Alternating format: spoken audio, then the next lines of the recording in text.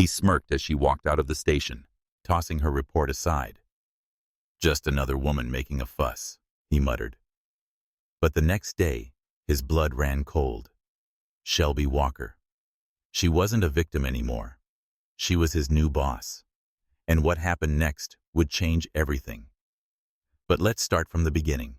The fluorescent lights in the precinct buzzed overhead, casting a harsh, sterile glow over the dull gray walls.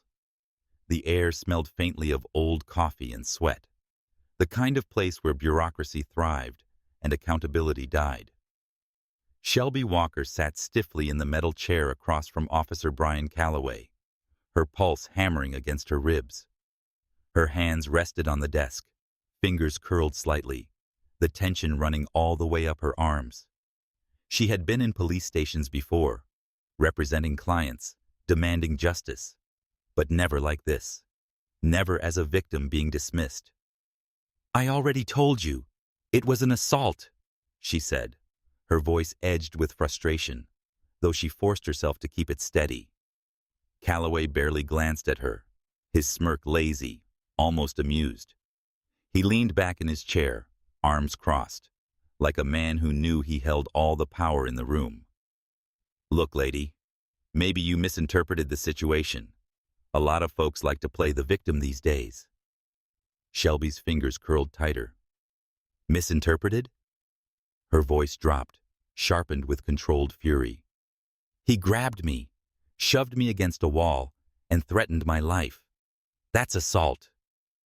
Calloway sighed dramatically, as if she were wasting his time. He picked up the report she had filled out, glanced at it with feigned interest, and tossed it onto a stack of other neglected paperwork. Sure, but we got real crimes to deal with. Drunken brawls, gang shootouts, not some misunderstanding outside a law office." The two other officers in the room exchanged a glance. One barely hid his smirk. The other turned back to his computer, uninterested. None of them spoke up. None of them challenged Calloway. Shelby forced herself to take a breath, her skin hot with anger. She had seen this before, too many times. The casual indifference, the dismissal, the way certain people were heard, while others were ignored. But standing here, feeling the weight of it directed at her so blatantly, made her stomach turn. "You're refusing to take my statement?" she asked, voice steady but cold. Calloway shrugged. "Not refusing, just prioritizing." For a second, the room was silent. Shelby rose slowly, pressing her hands against the desk as she stood. She could feel her heart pounding, her rage barely contained. "I'll remember this." Calloway chuckled, a low, condescending sound. "Sure you will, sweetheart."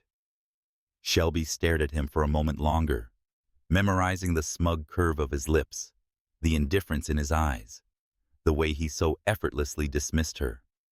Then she turned and walked out, the weight of her own fury grounding her with every step. She had spent years fighting to fix a broken system. Tonight, the system had shown her just how broken it truly was. But what Calloway didn't know, what none of them knew, was that this would be the last time he ever dismissed her. The morning hum of the 14th precinct felt different. The usual chatter had been replaced by hushed whispers, exchanged glances, and the subtle tension of something big looming overhead. The officers felt it before they even knew why, the kind of instinct that came from years on the job. A storm was coming. Officer Brian Calloway, oblivious to the unease, leaned lazily against his desk, scrolling through his phone with one hand and nursing a half-empty coffee with the other.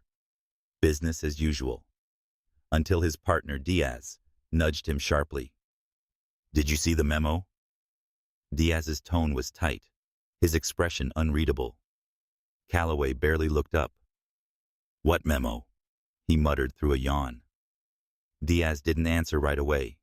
Instead, he pulled out his phone, swiped a few times, and handed it over. "Read it."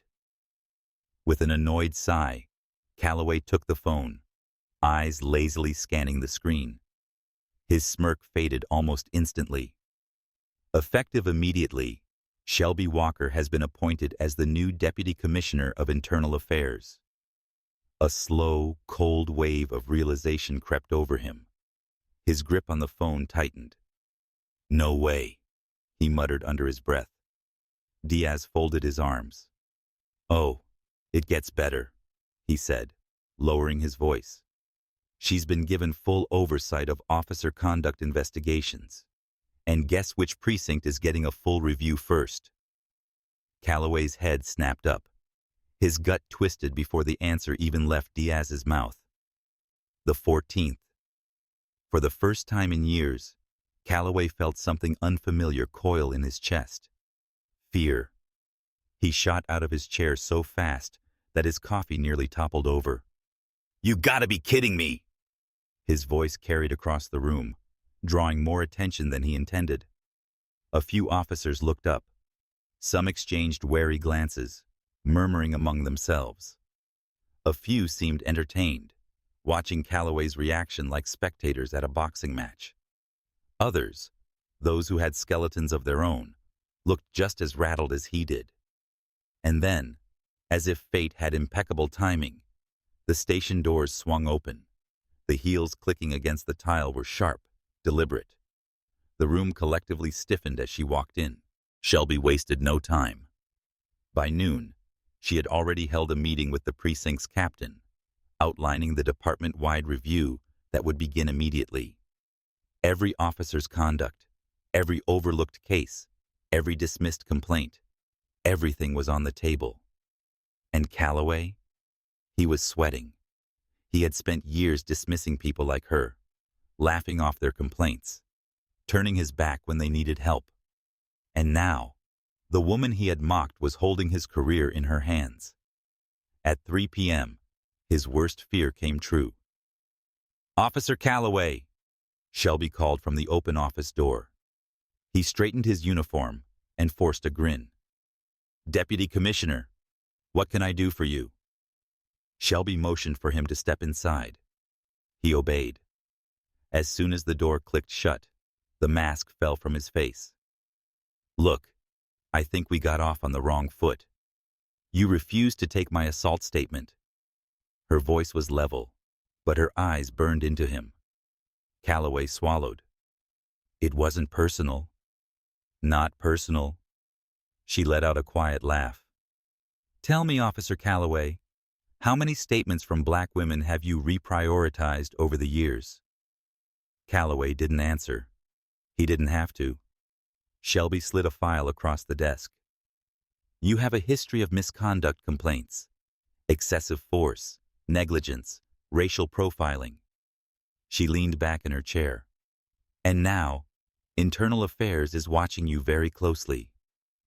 Calloway's face turned pale. I've served this department for years." "Yes, and that's exactly why we're going to ensure that men like you no longer set the standard for law enforcement." For the first time in his career, Calloway understood what it meant to be powerless. 2 months later, Calloway was gone. Internal Affairs had found more than enough to justify his termination. And for the first time in years, the precinct felt different. Officers who had long felt voiceless now had someone in power who actually listened. Complaints were investigated. Corrupt officers faced consequences. Shelby Walker had turned the tide. As she sat in her office, reviewing a new set of reports, Diaz knocked on the door. "Deputy Commissioner, you have a visitor." Shelby glanced up as a familiar woman stepped inside.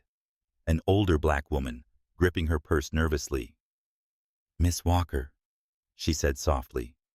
I don't know if you remember me, but years ago, I tried to file a report when my son was harassed by an officer here. They ignored me, said I was overreacting." Shelby put down her pen.